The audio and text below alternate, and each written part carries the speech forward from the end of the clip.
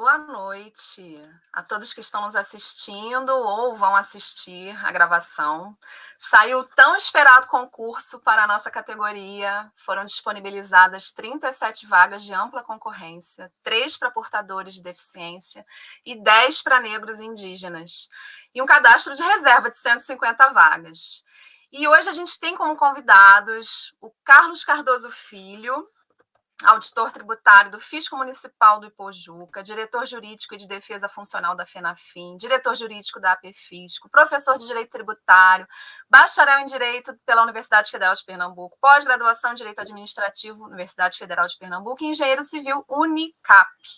E Ricardo Ferreira, que é graduado em Direito e Ciências Contábeis, ex-auditor interno nos setores público e privado e assessor jurídico da Secretaria de Fazenda do Estado do Rio de Janeiro, fundador da Editora Ferreira, criador da Feira do Concurso, homenageado com a Medalha de Mérito Pedro Ernesto, principal comenda do Rio de Janeiro, professor de Legislação Tributária e Contabilidade, aprovado e classificado nos concursos para técnico do Tesouro Nacional, ICMS Minas Gerais, ICMS São Paulo, auditor fiscal do Tesouro Nacional, ICMS Rio e ISS Rio.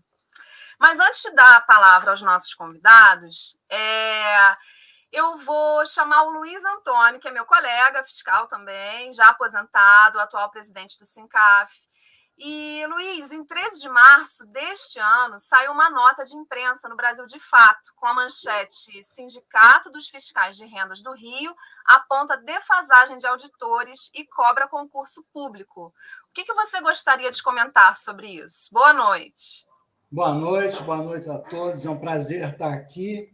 Ora, é um processo que aconteceu em todo o serviço público, mas especialmente conosco.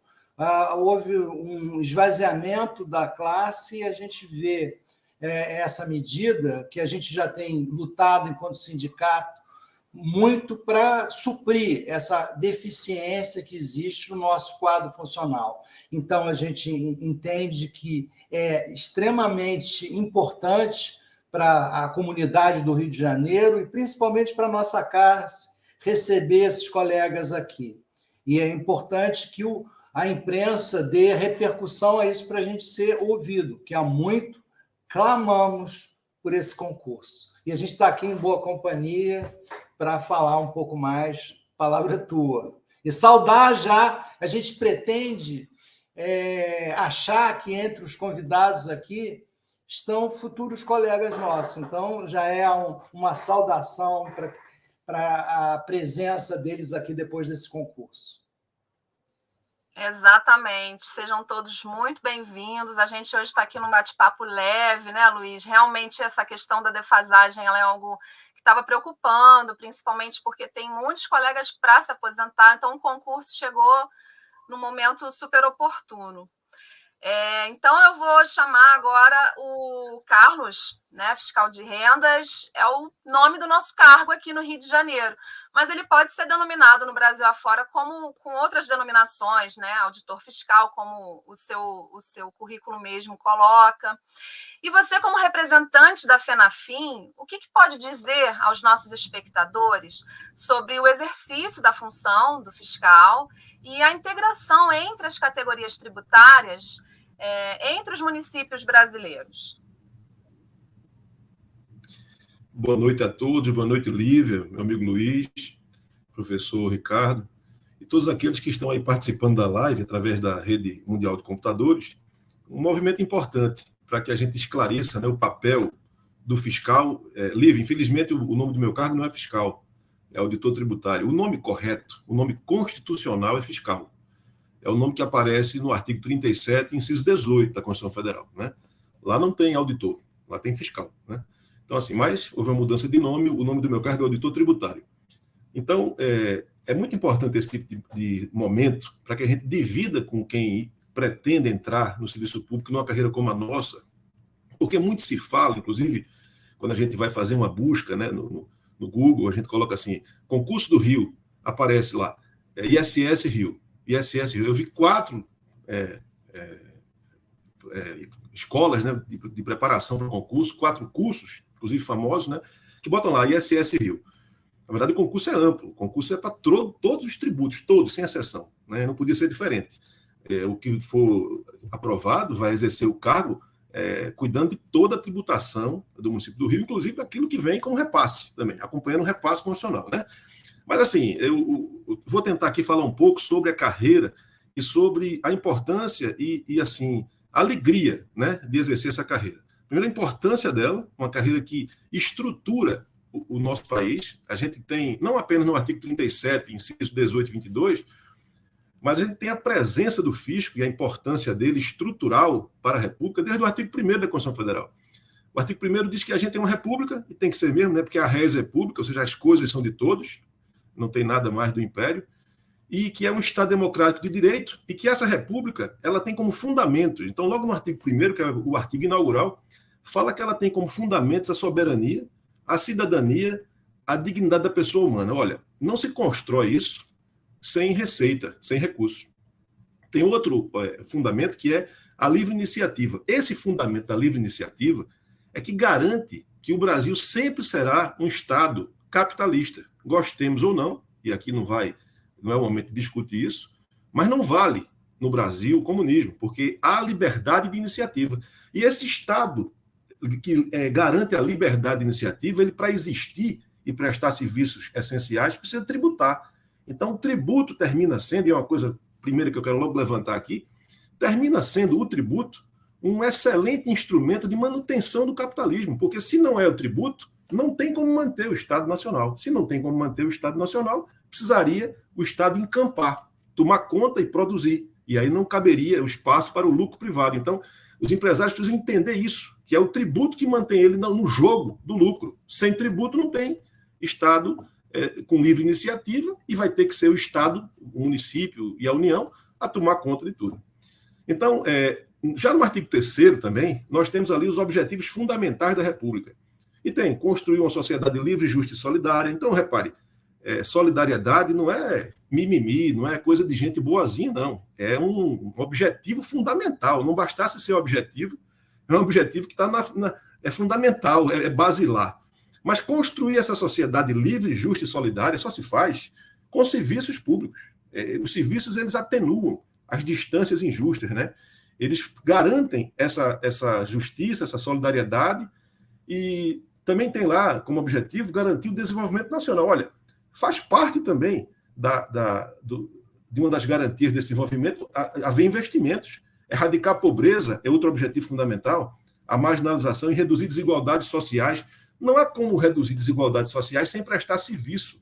E todo serviço é prestado com base na arrecadação dos tributos. Então, vocês começam a reparar que vocês que estão concorrendo ao cargo aí de fiscal do Rio de Janeiro, fiscal de rendas, vocês começam a reparar que a função de vocês, e por isso que eu tenho muita alegria de ser dessa função há quase 30 anos, é uma função que tem uma missão importantíssima para a estrutura do Estado brasileiro.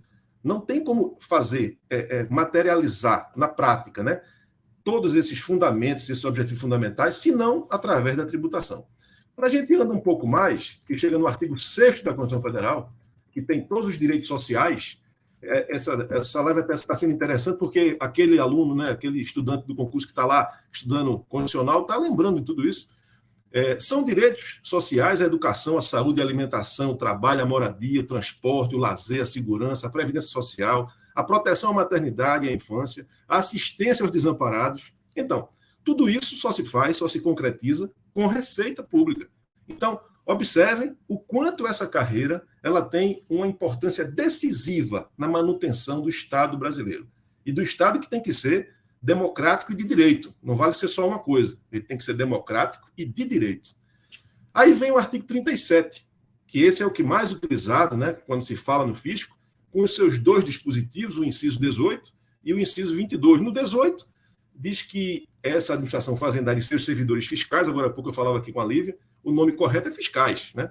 Eles terão, dentro da competência da jurisdição própria, eles terão precedência sobre os demais setores. Então, significa o seguinte, é por conta de toda essa importância que tem na manutenção de todos os serviços essenciais, do próprio Estado, né, da soberania, da defesa nacional, da prestação dos serviços que são indispensáveis, como saúde, educação, segurança, mobilidade, limpeza urbana, tudo isso, como é necessário e urgente, e no município pior ainda, né, porque são os serviços que são os serviços do dia a dia, Você não passa sem eles. Já pensou um município que deixa de coletar o lixo 3 dias? Fica inviável. Que a mobilidade não funciona por um dia? Não dá. Então, tudo isso é custeado pela Receita. E é por isso que esses servidores têm precedência. Eu digo isso porque, muitas vezes, o fisco, quem está na direção dos trabalhos, ou até mesmo a entidade representativa, né?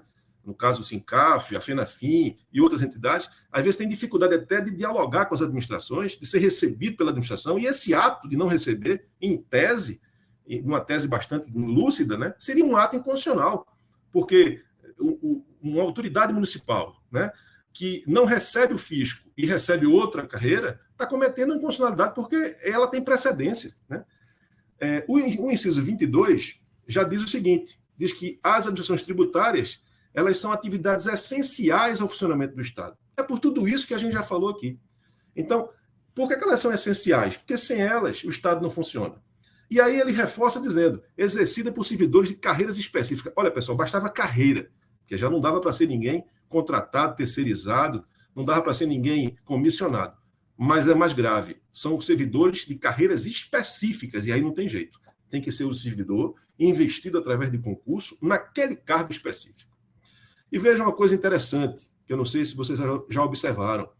O fisco, o servidor do fisco, o fiscal de rendas que vai entrar aí no Rio de Janeiro, vai ser colega de Lívia, Luiz, Jane, a turma toda, Chico, a turma toda. Esse, meu amigo, que eu vi aqui na participação, Richard, que admiro bastante, essa nova turma precisa saber do seguinte, que na Constituição Federal, no artigo 37 e 22, é dito que nós somos, essa administração tributária, ela é exercida por servidores de carreira específica e que ela é atividade essencial ao funcionamento do Estado. Quando você vai lá no artigo 127 da Constituição, que trata do Ministério Público, diz que essa instituição ela é essencial ao funcionamento da jurisdição do Estado. A mesma coisa é com a Defensoria Pública, é essencial à função jurisdicional.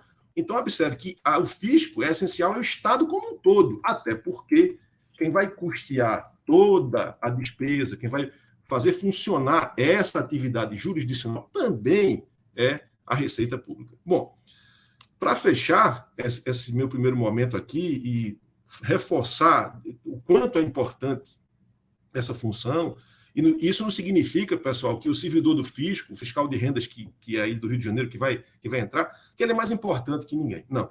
Ele apenas tem um compromisso muito mais sério, ele apenas carrega uma cruz muito mais pesada.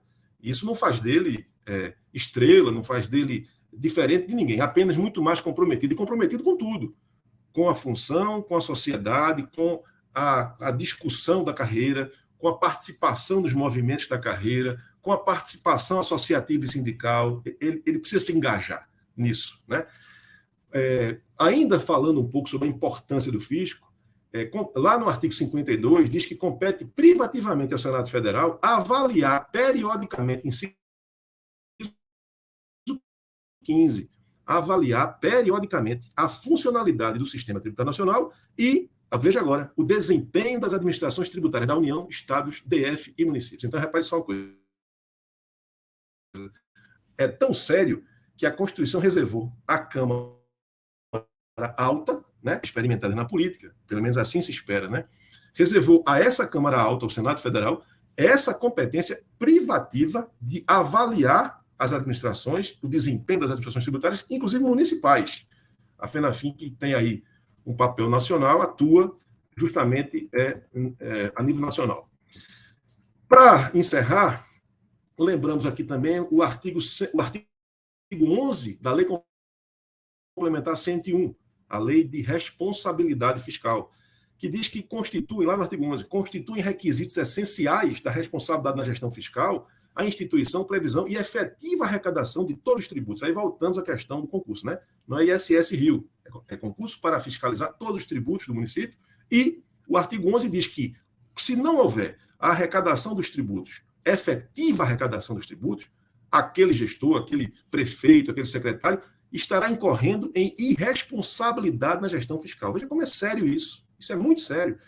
Só para concluir, queria dizer a vocês que, infelizmente, perdemos. A gente fazia uma luta muito grande, a luta que Luiz travou no SINCAF para fazer o concurso, porque o quadro precisava ser recomposto, Infelizmente, só precisava ser recomposto e demorou muito por falta de entendimento, talvez, de todos esses dispositivos constitucionais que a gente já tratou aqui.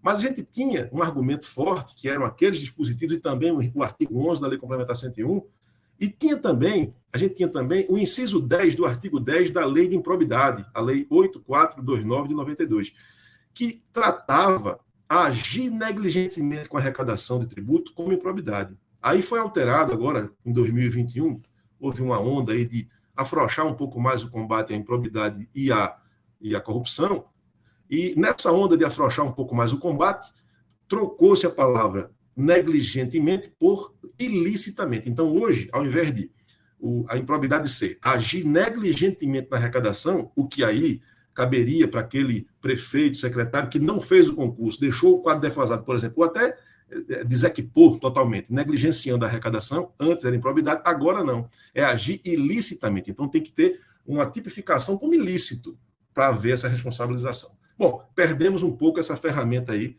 nessa luta, mas a gente ainda tem os outros dispositivos, né, para continuar lutando. Bom, eu não sei se terei outro momento, mas para esse primeiro momento eu gostaria de ficar por aqui, até para ouvir também o professor, e a gente pode retomar depois. Um abraço, pessoal. Carlos, obrigada pela sua participação inicial. Com certeza a gente volta, a gente tem espaço para perguntas. Quem quiser, por favor, pode mandar perguntas para os nossos convidados responderem. A gente vai voltar assim no final. Mas eu não pude deixar de anotar alguns pontos, né, do que você falou, pontuou muito bem.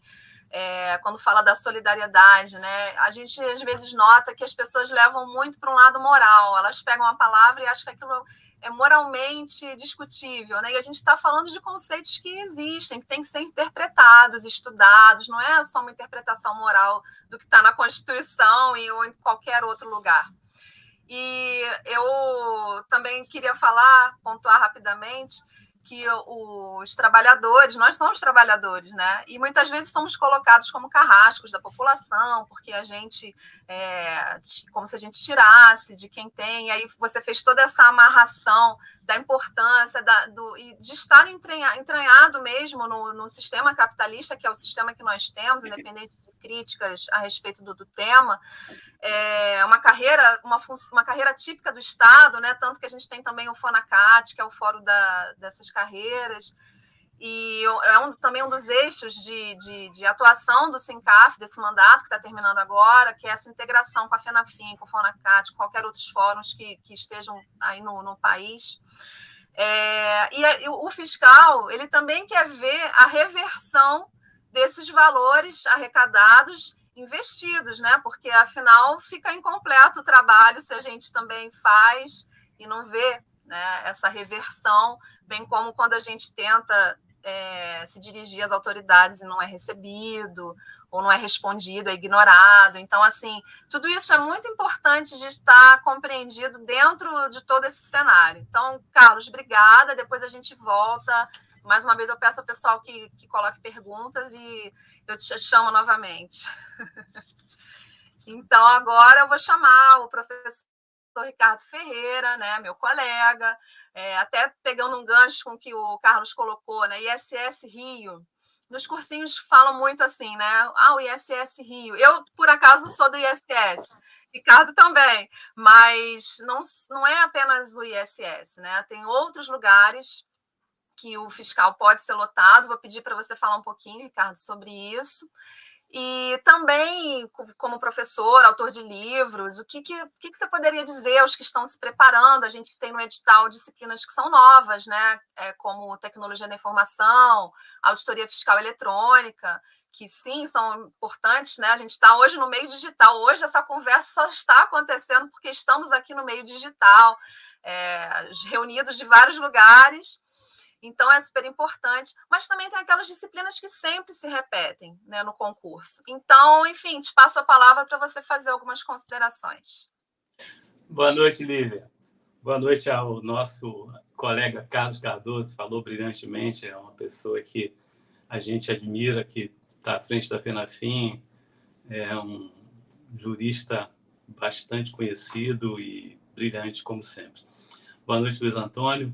Agradeço primeiramente ao sindicato pelo convite. É uma honra, é um prazer poder falar em nome e representando uma categoria que é tão relevante para a população do nosso município, em termos de providenciar, de permitir que sejam fiscalizados e arrecadados os recursos necessários a melhorar a qualidade de vida dessa população municipal.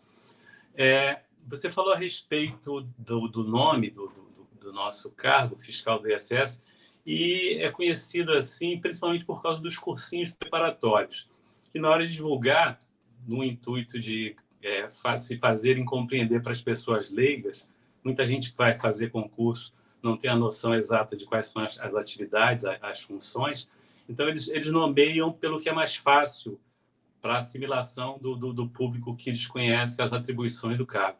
Então, é comum fiscal do ICMS, fiscal do ISS, e fiscal da Cefaz, fiscal da Receita, dificilmente vão falar de todas as atribuições. Mas é importante considerar, no caso do município do Rio de Janeiro, mais especificamente, o seguinte: nós temos dentro da estrutura da Secretaria Municipal de Fazenda e Planejamento a Receita Rio, um órgão chamado Receita Rio. E dentro da estrutura dessa Receita Rio, nós temos várias coordenadorias. Então, existe a coordenadoria do IPTU, existe a coordenadoria do ISS Taxas, coordenadoria do ITBI e assim por diante. Então, os aprovados no concurso podem trabalhar na fiscalização desses tributos, no cadastramento, podem trabalhar na cobrança, podem trabalhar na rua, podem trabalhar internamente. Isso ainda não está muito bem definido. Somente quando eles forem convocados e se estudar mais detidamente a necessidade em cada local, é que isso vai acontecer. O que se cogita é que em torno da metade dos aprovados sejam designados para o ISS. Esses, de fato, serão fiscais do ISS. Mas nós teremos também muita gente fiscalizando IPTU, muita gente fiscalizando ITBI, muita gente fiscalizando taxa. Alguns podem, inclusive, ser direcionados para a área de TI, já que a gente vai ter questões agora específicas sobre TI. Então, não dá para dizer de imediato para onde vai cada pessoa. Na época em que eu ingressei, havia uma preocupação em identificar a formação, as experiências profissionais e de enquadrar cada pessoa nessas experiências. Então, uma pessoa que é formada em engenharia ou tem experiência na área de engenharia, ela poderia ser direcionada de uma maneira mais produtiva para o IPTU. Já uma que tem formação em contábeis ou formação jurídica, talvez possa ter um aproveitamento melhor, tenha um uso mais eficiente do seu trabalho no ISS, e assim por diante. Então, também é provável que façam essa conciliação de interesses entre aquilo que é o interesse da Receita Rio, da Secretaria Municipal de Fazenda e Planejamento, e aquilo que representa o potencial e o interesse do candidato. Existe a possibilidade de trabalhar internamente e externamente. Muita gente pergunta, aí no caso de trabalhar em home office, existe essa possibilidade? Não há nenhuma regulamentação rígida, nenhuma regulamentação fixa. O que a gente tem é a possibilidade disso acontecer porque o atendimento funcionou muito bem no formato de home office. Então, é possível que alguns até possam ter alguns dias nesse atendimento, mas há também a necessidade do trabalho na repartição. Isso não tem como se excluir. Então, quem for aprovado provavelmente vai ter que residir no Rio de Janeiro, vai ter que estar próximo do município do Rio de Janeiro para poder atender à necessidade do município, em primeiro lugar, e, caso haja possibilidade de conciliação, então, a seu próprio interesse. Uma notícia boa que eu tive quando estive em reuniões durante essa semana na Fazenda foi que eles pretendem, a prova está prevista para 3 de setembro, eles pretendem convocar os aprovados já em novembro. Quer dizer, a boa notícia é que a gente vai ter os nossos colegas começando a trabalhar provavelmente já em 2023. Agora, essa é a intenção. O que acontece na prática é que pode haver alguma ação judicial, pode haver algum contratempo que leve ao atraso. Isso aconteceu, inclusive, no meu concurso. Ingressaram com ações judiciais. De início, o juiz singular concede liminar, e aí depois começa aquela batalha na justiça, inclusive com a atuação do sindicato algumas vezes. Mas a tendência é que sejam convocados ainda esse ano. A gente conta muito com a participação desse grupo que vai entrar, porque há uma defasagem enorme. Na última apuração que o sindicato divulgou, por exemplo, a gente tem de um quadro permanente de 400 fiscais, a gente tem apenas 177. E desses 177, em torno de 60 já estão em condições de aposentadoria. Alguns já recebem, inclusive, o que a gente chama de pé na cova, que seria correspondente à contribuição previdenciária, porque, apesar de terem condições para aposentadoria, ainda continuam em atividade. E um detalhe curioso que afeta o concurso também é o seguinte: muita gente me pergunta sobre a remuneração. E a Lei 6.064, que é muito enfatizada, todo mundo vai acabar conhecendo mais ou menos o teor dessa lei, ela fala a respeito de uma gratificação complementar de 140 pontos. E muita gente pergunta sobre essa gratificação. Ela é paga? Sim, ela é paga. Só que a Lei 6.064 de 2016, que é citada inclusive no edital, ela fala que esses 140 pontos serão incorporados após 5 anos de atividade. E os próprios responsáveis pela proposta e que encaminharam essa proposta para se transformar em lei ainda não cumpriram esse acordo. E o que a gente vê é o seguinte, é que é uma decisão política, porque como existem em torno de 60 fiscais de rendas que estão prestes a se aposentar, e muitos aguardaram 5 anos apenas por causa dessa gratificação complementar para que ela fosse incorporada, o raciocínio da prefeitura parece ter sido no sentido de que, se for incorporado, esse grupo se aposenta, e isso vai desguarnecer os quadros de fiscalização. Ou seja, em razão da demora na realização do concurso, pode ter acontecido essa punição a quem está prestes a se aposentar e aguarda a incorporação dessa gratificação complementar. Agora, de fato, ela é paga. Eu acredito que ela vai ser incorporada no valor de R$ 3.945,20, mas a gente depende de uma decisão mais política do que técnica. Eu não tenho dúvida de que judicialmente ela vai ser decidida favoravelmente ao fisco, aos fiscais.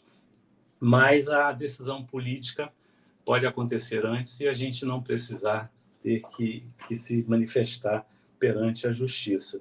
No total, portanto, a remuneração que consta no edital é efetivamente a remuneração que quem ingressar nos quadros vai obter, valor bruto, e aí teríamos que reduzir, então, aqueles valores que vão ser abatidos no contra-cheque, dependendo da situação, inclusive, de cada um. Você me perguntou também sobre as disciplinas. A gente tem a prova dividida em prova 1 e prova 2. E é preciso, primeiro, traçar uma estratégia muito bem definida, porque são matérias as mais diversas, e essa é uma característica da nossa área. A área de tributação, ela exige o conhecimento em diversas áreas distintas, porque em algumas áreas a gente tem muito grau de dificuldade na aprovação em concurso. Por exemplo, a área jurídica. Você tem que estudar os mais diversos temas do direito, mas pelo menos eles têm uma unidade, né? O direito é único e a gente tem uma divisão didática em diversas áreas. Já no caso da área de fiscalização, essa unidade não existe.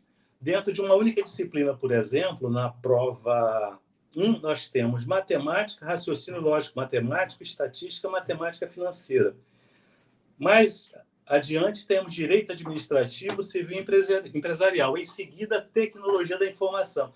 E contabilidade geral, além de legislação, simples nacional, auditoria, ou seja, é um estudo geral, é um estudo muito abrangente, e as pessoas que conseguem enfrentar e ter êxito nessas provas realmente têm um preparo que a gente admira, principalmente em relação àqueles que acabam de chegar ao ambiente de trabalho, porque eles dão sangue novo, eles oxigenam o ambiente, eles renovam o ambiente e fazem com que, mesmo as pessoas que já estão lá há mais tempo acabem motivadas, acabem também sendo levadas por esse impulso de renovar o conhecimento, de estudar cada vez mais e de ter um conhecimento mais profundo sobre todos os temas que possam envolver a fiscalização.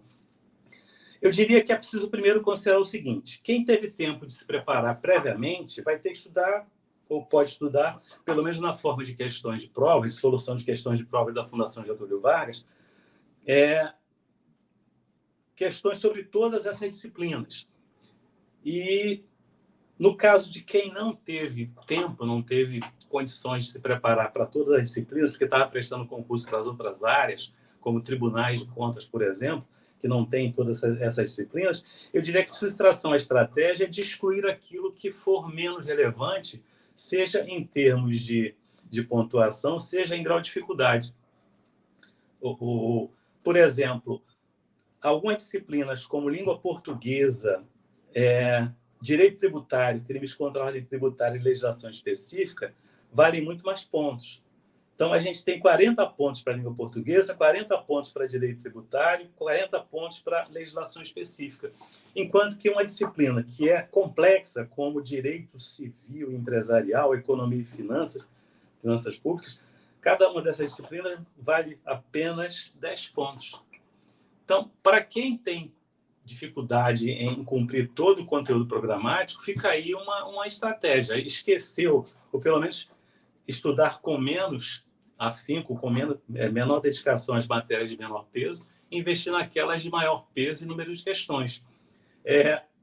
Agora, não necessariamente quem consegue se dar bem ou acertar muitas questões ou até gabaritar matérias que valem muito, têm muito peso, é quem passa, porque também o grau de dificuldade da disciplina pode pesar. Então, imaginem que uma prova de língua portuguesa seja extremamente fácil, apesar de valer muitos pontos. Quem acertar essa prova toda, por ser uma prova que veio num grau de dificuldade não muito elevado, pode não ter vantagem competitiva nenhuma. Enquanto que a disciplina, digamos, como TI, que apesar de só valer 10 pontos, se for uma prova extremamente difícil, pode ser o divisor de águas entre os aprovados e não aprovados. Então, é preciso ter essa estratégia bem definida. Traçar aqui um percentual relativo de cada disciplina, quantos pontos, considerando o peso de cada uma, a gente vai ter, e considerar principalmente que disciplinas como língua portuguesa, direito tributário e crimes contra a ordem tributária e legislação específica têm mais peso e maior número de questões. Isso, por si só, já pode servir como um divisor de águas para que se consiga uma boa nota. Acho que a banca até deu uma colher de chá, porque no momento em que ela diz o seguinte: você vai ser aprovado se tirar nota igual a 0 em alguma disciplina. Ora, é muito difícil tirar 0 em uma disciplina, até querendo, porque digamos que eu não conheça nada da disciplina. Para cada 5 alternativas, eu tenho a probabilidade de 20% de acerto. Numa prova, por exemplo, com 10 questões, é razoável que, mesmo não conhecendo, eu acerte pelo menos 1, 2 questões só no chute. Vou chutar tudo letra A, tudo letra B, tudo letra C. Então, errar todas as questões é uma questão não só de desconhecimento, mas também de azar, né? A pessoa tem que estar com muito azar, tem que ser muito pé frio para errar todas as questões. Ou seja, eu acredito que ser reprovado por nota 0 não vai ser o problema. Então, eu tenho muita dificuldade em TI. Tudo bem, não vai dar tempo de estudar TI?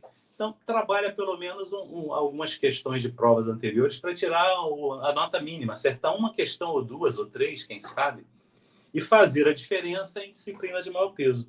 Eu acho que o caminho é mais ou menos por aí. Ô, Ricardo, deixa eu só fazer um parênteses, porque você está falando assim de prova. Eu sou do último concurso, né? Eu cheguei no concurso de 2010 e eu tinha pouco tempo de estudo. Então, essa parte estratégica de estudo para a prova, eu enfrentei bem. Por exemplo, estatística eu abandonei. Eu não tinha tempo para isso. E era junto com outras, né? Era com matemática financeira, que eu estava boa, estava com raciocínio lógico. Então, eu estou me lembrando aqui, está me dando até saudade, porque eu estou me sentindo super velha, que eu sou das novas, mas já não sou tão nova. O seu exemplo é excelente. Eu acho que aí é legal, porque as pessoas verificam que surte efeito. Né? Muita gente fica assim, mas será que se eu fizer isso eu vou me dar bem? Eu acho que depende muito das condições de cada candidato. A gente sabe onde o nosso calo aperta, né? Para quem teve tempo de estudar tudo, eu acho que é uma ótima alternativa. Agora, existe também aquele pessoal que já vem estudando há muito tempo. Eu quando comecei a estudar para o município do Rio de Janeiro, eu estava em São Paulo, comecei a fazer concurso mesmo antes de me formar. Fui fazer um concurso em Minas Gerais, ainda era para nível médio, fui lá tentar a sorte.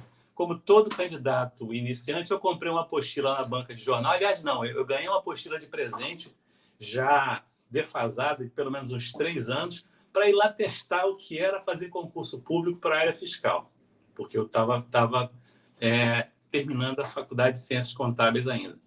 E era para nível médio. Eu falei, bem, eu não vou passar mesmo, mas vou fazer o teste. E, apesar de não ter conseguido uma classificação excelente, eu passei dentro das vagas. Então, acabou que só com contabilidade eu consegui ter um bom desempenho, porque os outros candidatos já na época tinham muita dificuldade com a disciplina de contabilidade.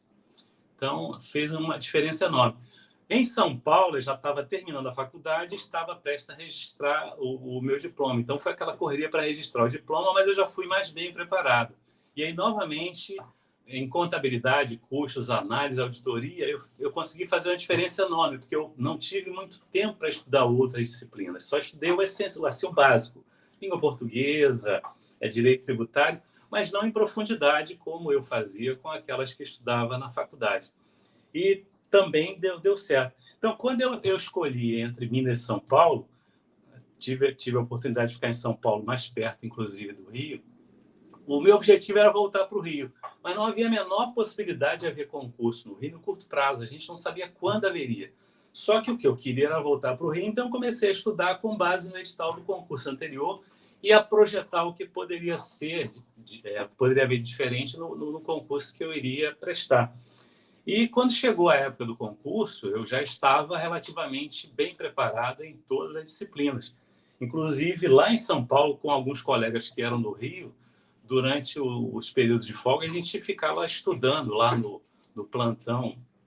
A gente trabalhava na fiscalização de veículos que circulam ali pela Dutra, por exemplo, em outras barreiras fiscais do estado de São Paulo. E durante períodos de folga ou à noite, quando não havia momento, a gente ia estudar e ficava trocando ideias. Eu, por exemplo, tinha dificuldade em matemática financeira e pedia muita ajuda. Inclusive, um colega nosso, Richard, que nessa época trabalhava comigo lá em São Paulo. Richard foi meu professor de matemática em algumas questões em que eu tinha dificuldade porque não tive uma boa base.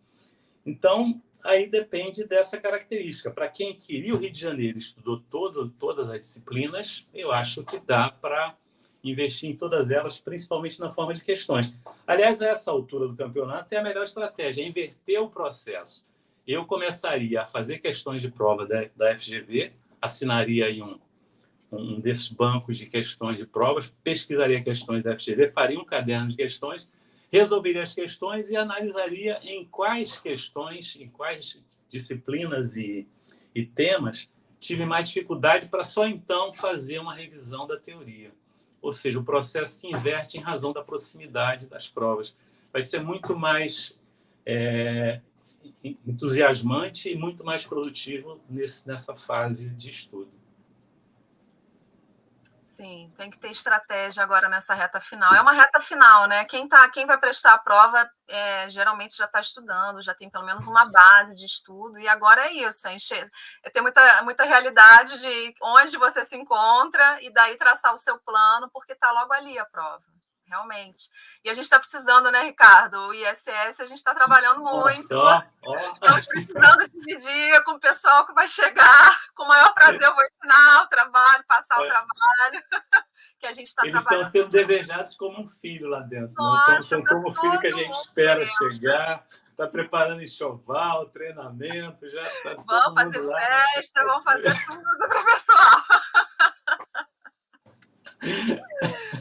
É isso, Ricardo, você quer concluir essa tua primeira parte? Quer falar mais alguma coisa agora? Quer depois voltar com alguma pergunta? Em 2 disciplinas, eu gostaria de enfatizar aqui o seguinte, são da minha área de atuação mais especificamente. Uma delas é a contabilidade geral e societária. pessoal sempre pede dicas, e nesse caso eu acho que cabe aqui, principalmente para quem tem pouco tempo, ou não é muito íntimo da ciência contábil, cabe observar o seguinte: esse conteúdo programático de contabilidade geral e societária foi inspirado flagrantemente na lei das sociedades por ações, a lei 6.404, lei das SA. Então, o que a gente recomenda é que o estudo seja feito com base nessa lei, lei das sociedades por ações. Ele aqui cita duas leis ao fim do conteúdo, que são as leis 11.638, de 2007, e 11.941, de 2009. Essas leis foram alterações na lei das sociedades por ações com o objetivo de permitir a convergência da contabilidade brasileira às normas internacionais. São chamadas de normas IFRS, é um padrão europeu. A gente vai se lembrar que houve um período de escândalos nos Estados Unidos, com a Enron, com várias outras empresas, que esses escândalos envolveram empresas de auditoria. E isso, de certa forma, desmoralizou o mercado norte-americano de auditoria, de contabilidade. Então, para combater essas fraudes ou minimizar o impacto de conluios e fraudes, se buscou o padrão europeu, um padrão internacional. Curiosamente, não é um padrão americano, como a gente está acostumado a ver com tudo, né? Porque o americano preza muito pelo interesse pessoal. Vide Big Techs, né? As Big Techs podem fazer tudo mundo afora, porque elas geram renda, elas geram recursos, geram dinheiro para o mercado americano. Então, elas têm licença para fazer tudo. Quem acaba regulando, e vai acontecer isso também, a gente vai assistir essa novela de novo, quem começa a regular é o mercado europeu, que percebe que é nocivo à sociedade e aí começa a estabelecer um padrão. Como os americanos não se movimentam no sentido de restringir, esse padrão europeu acaba se tornando um padrão mundial que normalmente não é aceito nos Estados Unidos, mas é aceito pela maioria dos países mundo afora. É o que acontece, por exemplo, com a atual legislação contábil brasileira. Ela é um padrão internacional das normas IFRS, que é o padrão europeu, e isso está mais ou menos evidente aqui. Agora, tem um detalhe aqui que deixa uma pulga atrás da orelha de todo mundo, que são os princípios que estão emanados, são editados pelo Conselho Federal de Contabilidade. Isso quer dizer que qualquer coisa de contabilidade pode cair, mas não me parece ser isso que os demais itens querem dizer. Então, uma dica aí quem tiver pouco tempo para estudar, investe mais tempo nos exercícios sobre a lei das sociedades por ações. As demonstrações, os ajustes, como classificação, avaliação patrimonial e assim por diante. E em relação à legislação, tentando fazer aqui um rápido comentário, eu pegaria pelo menos os artigos 145 a 156 da Constituição Federal, fazer uma revisão aí na parte constitucional. O nosso colega Carlos Cardoso pode falar sobre isso com mais precisão do que eu. A Lei 691, que é o Código Tributário do município, essa cai quase que na sua totalidade, com algumas exclusões aqui explícitas no próprio edital. A Lei Complementar 116 é fundamental, que estabelece a lista de serviço e estabelece normas gerais sobre o ISS. A Lei 1.364, que é a lei do ITBI, também é citada aqui no conteúdo. A 5.132, que é a lei da COSIP. E a Lei 6.300, a Lei 3.145, que fala a respeito da atualização monetária. Essa aí é muito, muito simples, bem reduzido o conteúdo, não vai tomar muito tempo, não. Investiria bastante tempo, principalmente no Código Tributário do município, mas partindo da seguinte premissa: nenhuma banca se especializa em legislações de todos os municípios. Imagine que a gente tem 5.700 municípios, aproximadamente, e são 5.700 legislações diferentes. Então, dificilmente eles vão conseguir alguém que seja especialista no Código Tributário do município do Rio de Janeiro. O efeito disso é que, muitas vezes, as questões acabam sendo muito literais ou feitas sobre temas de pouca relevância, como prazos, como órgãos, como quem julga isso, quem julga aquilo, qual é o prazo para fazer isso, para fazer aquilo, qual é a multa, qual é o percentual aplicável do ISS para essa ou aquela atividade. E a gente sai um pouco indignado porque estuda em profundidade e acaba nivelado por baixo com todo mundo que não estudou tanto, em razão de as perguntas serem muito superficiais. Eu me prepararia para isso. Pode ser que eles consigam fazer de uma maneira diferente e um pouco mais desafiadora. Mas a tendência é que seja uma prova mais calçada na literalidade. Até porque na fiscalização a gente não pode fazer diferente daquilo que a legislação estabelece. Existe uma vinculação da maior parte do tempo. Quanto ao processo administrativo tributário, já é citado o decreto que regulamenta não só o processo, quanto o procedimento. E aí é interessante observar que a legislação do município faz distinção entre procedimento e processo. O processo nada mais é do que a fase litigiosa. Ou seja, se o contribuinte ingressa, por exemplo, com um pedido de restituição, ele está dentro de um procedimento. Não há litígio, ele está apenas pedindo que devolva aquilo que ele julga que pagou e que não é tributo, restituição de indébito.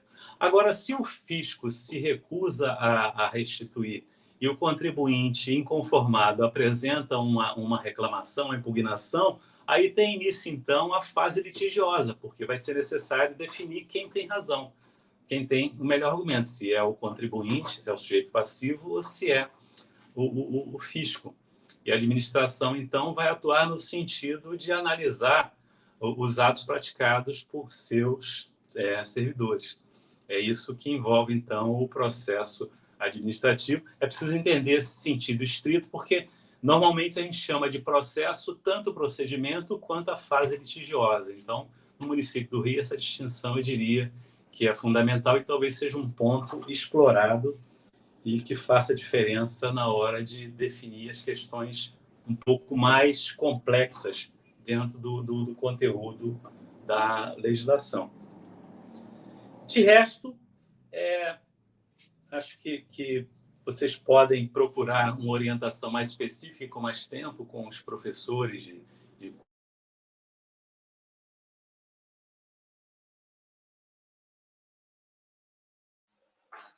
O Ricardo travou. Vou esperar um pouquinho para ver se ele volta.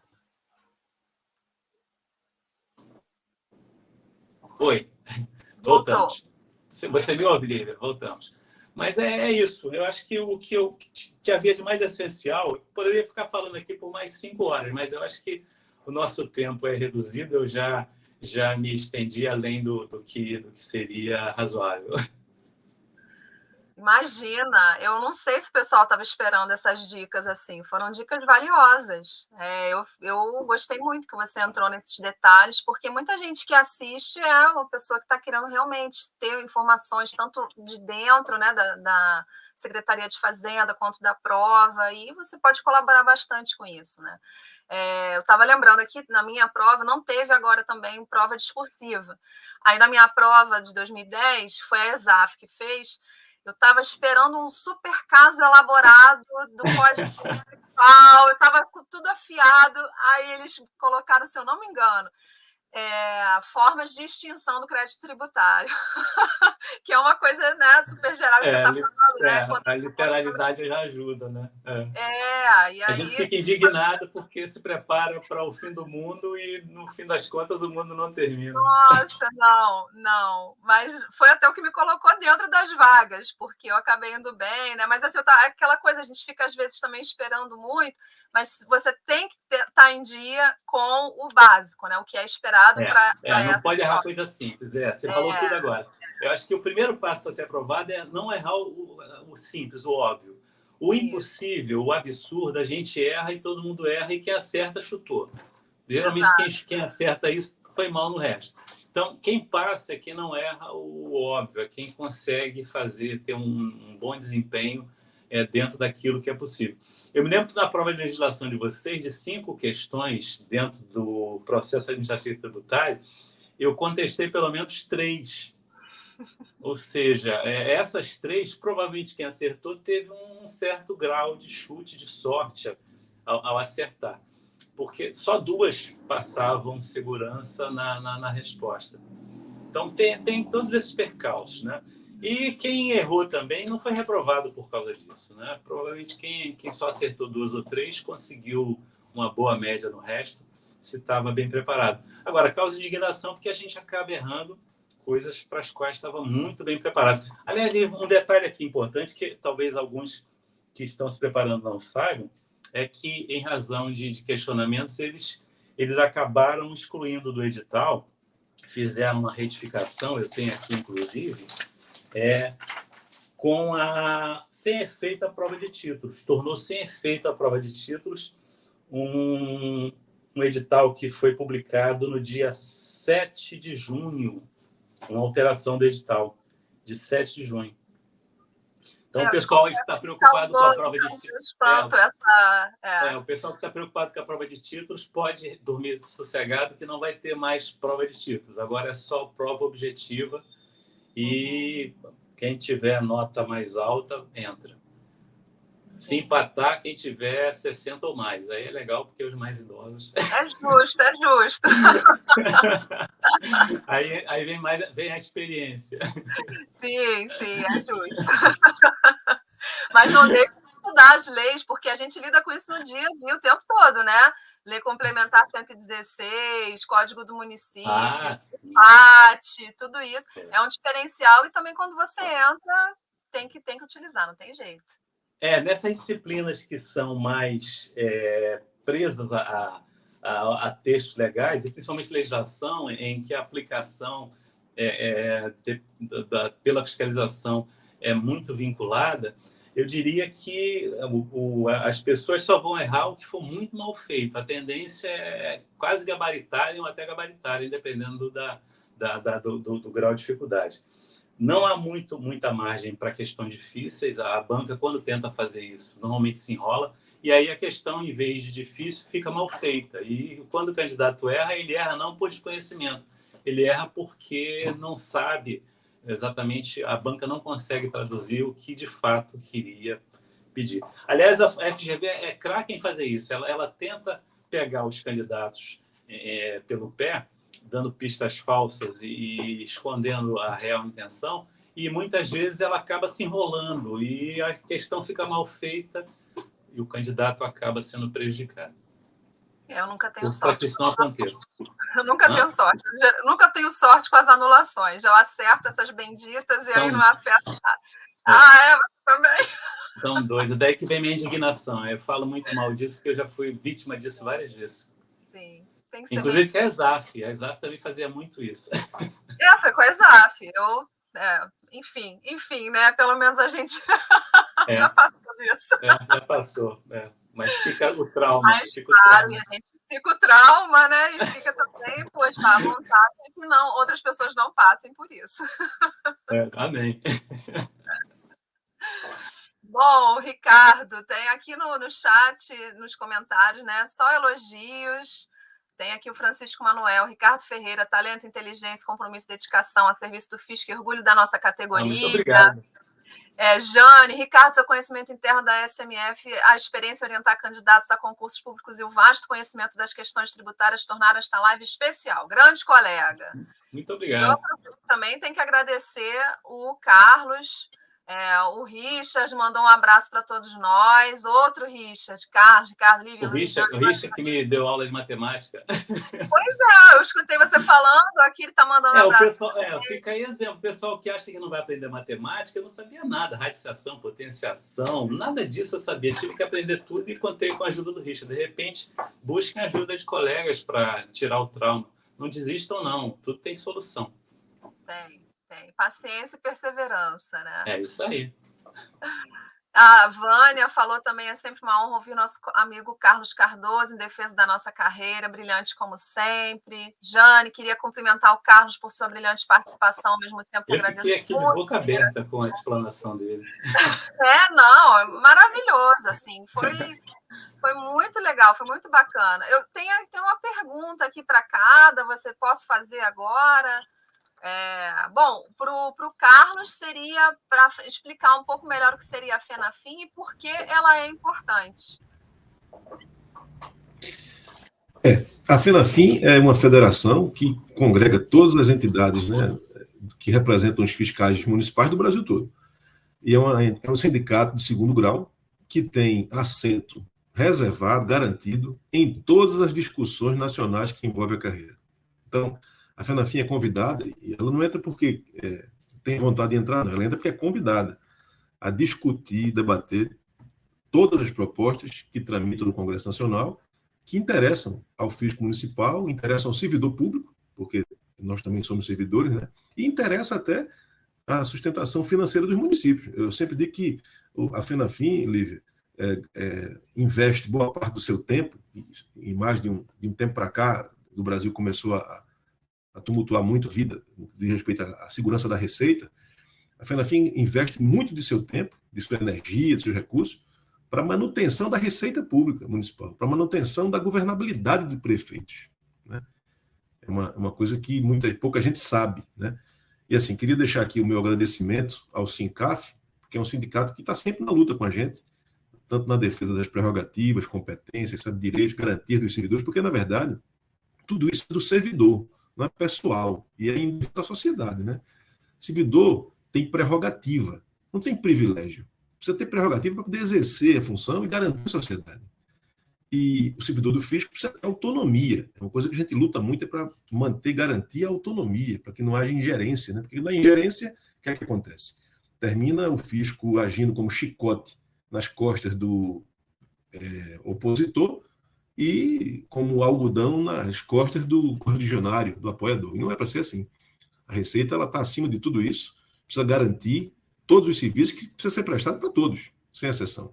Então, um sindicato, como é o caso do SINCAF, que congrega, né, que, inclusive o sindicato fundador da FENAFIM, já tivemos a alegria de ter como presidente do SINCAF o Luiz Antônio, nossa amiga Jane também já presidiu a FENAFIM.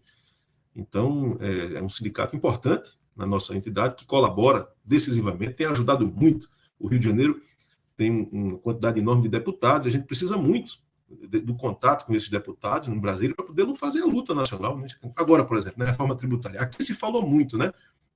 O nosso amigo Ricardo Ferreira, que deu praticamente uma aula de dicas, estratégias e até bizus, né?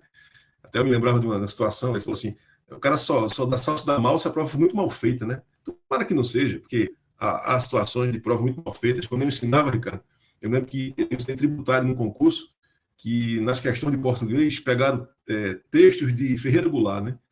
E aí fizeram lá a resposta e no final foram perguntar a ele. Botaram um gabarito que não era, né? Foram perguntar a ele. Nesse poema o senhor quis dizer isso? Ele não, nunca quis dizer isso. Quer dizer, a banca inventou o que ele queria dizer e foi uma confusão enorme. Mas a Fundação Carlos Chagas é competente, é experiente, né? Então não vai ter nada disso. Aquele que estudar, que fizer o que tem que ser feito, que começar pelo básico, não pode errar o básico, responda logo o básico, vença o ponto de corte, se é que tem, no livro edital, porque me faltou tempo, mas se tiver ponto de corte, vença o ponto de corte, vença o edital, e depois vai conquistando aos poucos. Aí vai arriscando naquilo que acha que pode, no final, aí vai na sorte mesmo, né? Até porque sem sorte o caboclo não deve nem sair de casa, né? Vamos tentar no final. Então, assim, só fechando aí a sua questão, Lívia, a FENAFIM faz isso, né? Faz esse papel, o papel de defesa da carreira, e no final é a defesa da sociedade. E esse papel, em Brasília, conta com entidades que colaboram, como é o caso do SINCAF, e também fazer esse papel local, essa luta local. Há muito ataque hoje aos quadros de fiscos no Brasil, muitos ataques. Ataques no que diz respeito às atribuições, às prerrogativas, ataques de ingerência, né, da participação de agentes de governo, né, naquilo que é de Estado, a Constituição já diz, né, é uma carreira essencial ao funcionamento do Estado. Então, é uma função do Estado. Ela não pode ser terceirizada, não pode ser exercida por ninguém que não seja do quadro. Então, a gente faz uma luta também muito grande nesse sentido, para que o fisco mantenha a sua autonomia, né? E autonomia não é irreverência, não é inconsequência, não. É autonomia. É fazer a função de forma responsável, comprometida, mas sem nenhuma ingerência por parte do político. Bom, é isso aí. Agradeço aí mais uma vez estar aqui com vocês. Nada, a gente que te agradece, Carlos. Foi muito enriquecedor. A gente tem que estar sempre unido, tem que estar sempre com essa autonomia. Isso é fundamental, né? Junto às discussões, reforma tributária, reforma administrativa, previdenciária, tudo isso que afeta. A gente tem que estar junto. Então, foi importante você fazer esse adendo, né? Essa conclusão específica sobre a FENAFIM para esclarecer que muita gente às vezes nem conhece. E, Ricardo, tem uma pergunta aqui que uma pessoa fez, e eu vou passar para você, já que o Carlos respondeu essa. Existe alguma chance de chamarem além dos 200 fiscais durante a validade do concurso? Está sem voz.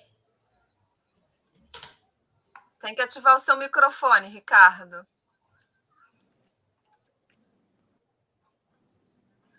Existe chance, sim. As chances são grandes porque, primeiro, a gente tem um grupo que deve se aposentar assim que for cumprida a Lei 6.064 de 2016 sobre a incorporação. E o grupo que deve se aposentar se aproxima bastante desse grupo de 50 que vai entrar em novembro. Então, eu acredito que com a entrada desse novo grupo, o prefeito fica confortável para cumprir a Lei 6.064. E, em razão disso, a gente vai ter, então, várias aposentadorias no número muito aproximado de 50, que são os que vão entrar. Com isso, então, logo em seguida devem chamar algo nesse número, 50. E depois que há essa lista do cadastro reserva, há também a possibilidade de, por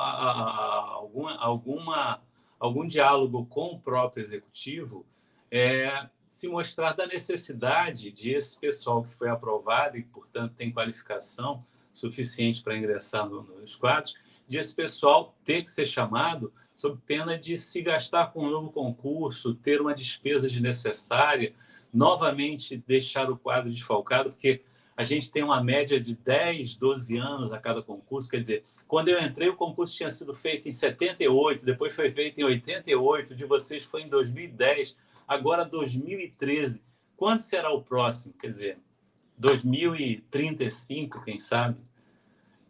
Mas nem sempre prevalece o bom senso, né? A gente espera que eles chamem todos esses 150 do cadastro reserva, até porque o nosso quadro necessita. Nós temos 400 no quadro permanente, atualmente são estimados 177, desses 60 devem se aposentar. Então, para o pessoal que passar no cadastro reserva, as chances estão muito grandes de convocação, pelo menos até o fim dos 4 anos.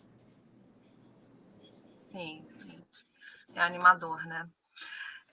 E tem uma terceira pergunta que surgiu durante a divulgação da live, né, nessa semana, que eu achei curiosa, porque como são as condições de trabalho para as mulheres? E a gente, esse ano, fez de forma inédita, né, uma campanha em março para as mulheres. Eu não sei se vocês querem comentar algo a respeito, mas eu gostaria de comentar sobre essa pergunta, porque a gente, às vezes, diminui a importância disso, né? Por exemplo, aqui nós estamos... Não que não seja válido o que a gente está fazendo, vocês estão aqui não por serem homens, pela sua capacidade, pela, né, amizade, possibilidade de contribuição. Mas isso é um assunto que vem aumentando o interesse das pessoas em saber. Então, eu só gostaria de comentar que, sim, é um ambiente muito bom para as mulheres. Nós enfrentamos situações na sociedade como em qualquer outro lugar. Mas eu, que sou mãe de crianças pequenas, né, eu observei essa questão da licença maternidade, do benefício do aleitamento, que não é só para fiscais, mas para todas as categorias do município do Rio. A gente tem isso. Então, isso foi uma coisa que, para mulheres jovens que pretendem ter filhos e tal, isso é um atrativo, né? E eu gostaria de destacar também que essa campanha que a gente fez esse ano, ela foi muito importante, porque foi a primeira vez que foi feita. A gente foi depois convidado para falar num debate organizado pelo Ministério do Trabalho. Então, essas questões sensíveis, elas estão surgindo. E eu, particularmente, fico muito feliz, enquanto mulher, que tem a possibilidade de a gente estar falando aqui hoje sobre isso. Mas eu também gostaria de deixar aberto para vocês falarem, se quiserem, se desejarem. Nesse aspecto, eu acredito que as aprovadas não vão encontrar nenhum tipo de resistência ou dificuldade. A gente não tem essa análise no contato com os colegas. Quer dizer, eu particularmente não noto nenhum viés de discriminação, de nenhum tipo de tratamento diferente, porque, primeiro, a gente tem muitas... a gente tem uma secretária de Fazenda, né, e Planejamento. Por aí já mostra bem as características da nossa secretaria. E em posição de chefia, várias pessoas que são respeitadíssimas pelo conhecimento, pela capacidade de gestão, por uma série de qualificações e qualidades. Então, não se preocupem, o ambiente de trabalho é muito bom. A gente tem colegas que estão sempre trocando. Agora, então, com as redes sociais, a gente tem uma troca diária, de segunda a domingo, inclusive. Esse domingo, de manhã, logo cedo, eu estou recebendo mensagem do WhatsApp sobre mudança da legislação. Aí eu fico pensando, mas esse camarada não tem nada para fazer, não, mas 6, 7 da manhã já está repostando mensagem com legislação que mudou. Mas é legal porque a gente está sempre atualizado e quem faz isso pensa que a gente tem que estar à frente, né? Acontece muito com quem dá aula e quem trabalha com fiscalização. Você, às 7 da manhã, fica sabendo de uma lei, às 8, algum colega ou algum contribuinte ou aluno te manda uma mensagem perguntando o que você achou da mudança que acabou de ser publicada naquele dia. Então, isso é muito, muito produtivo, no sentido de que a gente tem que procurar saber antes. O professor, assim como o fiscal, ele tem essa característica, ele precisa saber antes, né? Ele precisa estar bem informado, e lá a troca de informação é constante. Hoje mesmo eu recebi várias mensagens sobre dúvidas que a gente discutiu numa reunião, e uma delas muito importante sobre tratamento de lotes de documentos, que causou muito problema, inclusive para mim, porque você tem que, muitas vezes, responder documento a documento, quando pode fazer isso num lote com a única resposta. Imagine um caso de você ter que cancelar ou substituir 2.000 notas, né? Que a gente tem essa característica no Rio de Janeiro, de autorização, dependendo do prazo de substituição, cancelamento. Então, você deixa de fazer isso 2.000 vezes para fazer, por exemplo, 10 ou 20 vezes. Uma dica dessa vale ouro, e a troca é constante. Ainda tem isso, só tem que ter paciência, porque pode ser sábado, pode ser domingo, pode ser à noite. Pessoal, não tem muito freio, não. Fora isso, eu diria que é tranquilo. E aí, Carlos, aí o ambiente é bacana? Como é que é? Quer falar um pouquinho sobre isso? Porque é o seguinte, na verdade, no serviço público, né, como um todo, porque não há essa diferenciação absurda, injusta, né, entre homens e mulheres, para respeitar a remuneração, não tem como. Passou no concurso, está lá o salário, é a lei que define, né, já é uma coisa bem bacana. A gente sofre muito quando acontece a terceirização, quando há uma invasão no serviço público daquele que não é servidor. Aí complica, é quando entra no serviço público essa diferenciação injusta entre o salário de mulheres e homens, né? Então, a partir disso, da remuneração, o tratamento é igual, e há sempre um espaço, né, para que se discuta melhorias, adaptações que possam ainda respeitar mais, né, aquilo que as mulheres precisam, principalmente na questão da fase ali, que ela precisa de cuidar da criança, né, a questão da fase da gravidez, né, da fase de lactante ali no primeiro momento, né, é preciso observar tudo isso. As leis já falam muito sobre isso, né, já tratam muito sobre isso. Por exemplo, no meu município, já tem a previsão de que quando qualquer servidora, né, quando ela está no 4º mês de gravidez em diante, que já aquela gravidez já segurou mesmo, né, dali para diante já tem mais segurança, que a coisa vai até o fim, ela já tem direito a receber antecipação de férias, de décimo, uma série de questões para poder ajudar, né? Então, assim, cada um foi fazendo aí o que pode e a coisa tem avançado. E cada coisa dessa, cada avanço desse, em cada norma dessa, seja por lei, por decreto, seja no texto constitucional, é produto da luta de muita gente, da dedicação de quem faz a vida associativa e sindical, da luta dos servidores, né? Nenhum artigo, nenhum parágrafo, nenhuma linha, nenhum inciso desse nasceu com pouca luta. podem acreditar. Então, assim, é importante estar engajado para que todas essas lutas continuem. Essa luta não para, são várias frentes de luta, e a participação de todos, e principalmente daqueles que estão chegando, fica aqui já o convite, né? Não sei, os que estão assistindo, tomara que já tem alguns que vão passar aí, se Deus quiser, pegaram já as dicas do professor Ricardo Ferreira e vão passar, e que eles engajem o movimento, participem, né? Porque essa luta não pode parar. A gente, já está há mais tempo, que já tem mais cabelo branco, uma hora vai ficar mais distante, e esse pessoal vai assumir, né, esse fronte aí de batalha. Mas é importantíssimo que a gente trabalhe, você vê, o concurso do Rio cumprindo a lei, com vagas para pessoas com deficiência, com vagas para indígenas e para negros, né? Isso é bacana, isso é uma coisa que a gente começou a acontecer, e hoje uma coisa, até um tempo desse era preciso entrar na justiça para poder conseguir isso, né? Saiu o edital, você tem que correr atrás, hoje não. Já é uma coisa bacana, né? Então, outra coisa, pessoal, quem vai chegar para trabalhar no Rio, já pega uma estrada pavimentada. Tudo bem que aqui e acolá vai ter um buraquinho, né? Mas está pavimentada. É diferente de quem chegou antes aí, que teve que pegar ainda estrada de barro, como chama lá em Minas, não sei se é aí, estrada de chão, né? Que era muito mais difícil andar, entendeu? E as distâncias pareciam muito maiores até, né? Era muito mais cansativo. Hoje não. É um município que está bem estruturado, e digamos que a estrada está pavimentada, e isso a gente agradece às gerações que passaram aí de servidores. Com certeza, com certeza.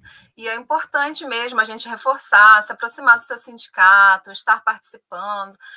Como, né, eu estava dizendo, essa iniciativa que a gente teve esse ano de tocar nesse assunto, com muita sensibilidade, né? Tivemos a participação de muitas mulheres. Então, assim, né, Luiz? Eu acho que você gostou também dessa experiência, né?